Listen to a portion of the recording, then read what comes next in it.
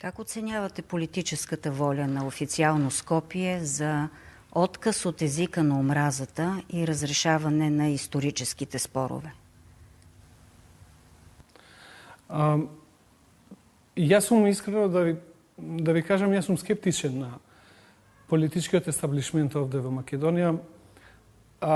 Дали сериозно сака да го реши овој спор и да отвори една нова страница во преговорите со Европската Унија.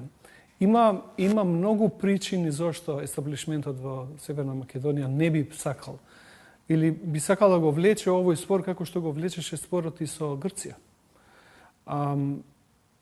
Ризикувајќи дека нерешавање на спорот не е во интерес ниту на земјата, ниту на граѓаните, ниту на народот кој што живее тука. Меѓутоа има други причини кои што за естаблишментот се побитни. Првата е затоа што ја не верувам дека ова политичка елита која што е создадена во Македонија и од власт и од опозиција сака Македонија да ја види како европска земја, затоа што практично земјата е толку корумпирана, толку е криминализирана, и ако ние почнеме преговори, ќе треба да се случи таа, како се вика, таа демонтажа на таа заробена држава, која што Европската Унија во 2015 ни ја даде диагнозата. Тоа е едната причина, затоа што криминалот сака магла, а вие ако почнете преговори, се помалку магла ќе имат и се помалку ќе имат можност да користат, да прогласуваат дежурни непријатели за да ги покријат и неспособноста, и корупцијата, и криминалот. Па и некоја наклонетост која што ја мислам дека естаблишментот, не зборам за обичните луѓе, естаблишментот, јас сум убеден во тоа, не се чувствува комотно секој ден зборат за европска интеграција, за ЕУ, за НАТО. Ја не верувам дека овој естаблишмент се чувствува комотно во дружба со НАТО и со Европска Унија. Потајно, подмаса, ова земја веќе 30 години функционира како четврта Српска република.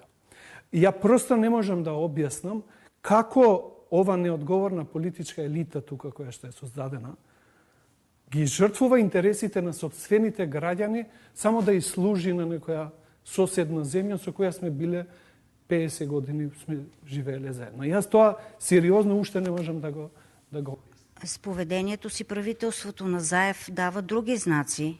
Непрекъснато лобира пред Европейския съюз за започване на този процес интеграционен. Видите, едно е декларативната заложба, друго е вистинската, она што вистински се прави во Македонија.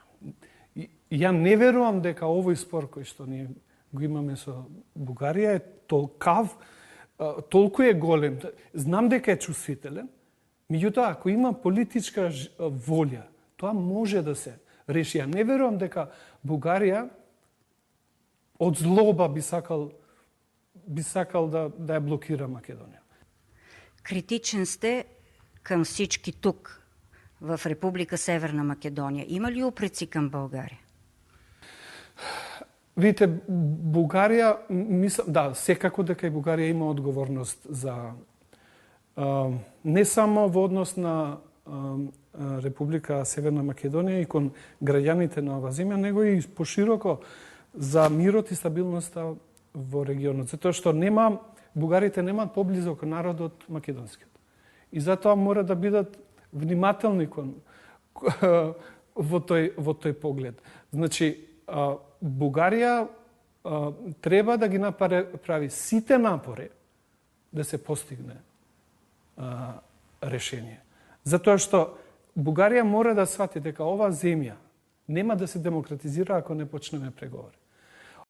Без тој процес на длабоки реформи во Македонија, ние не можеме да го смениме, да смениме тој наратив кој што постои во Македонија. Тој е вграден во институционална рамка, дека генерално Бугарија се непријатели и албанците од другата страна, а пријателите ни се на север и на југ. Таа е матрицата. И мислам дека Бугарија мора да размисли таа матрица, да помогне таа матрица да се смени.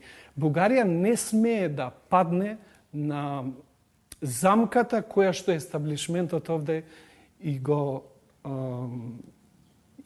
поставува. Мора да интелигентно, паметно да одигра, да направи се што е во нејзина моќ да се постигне договор.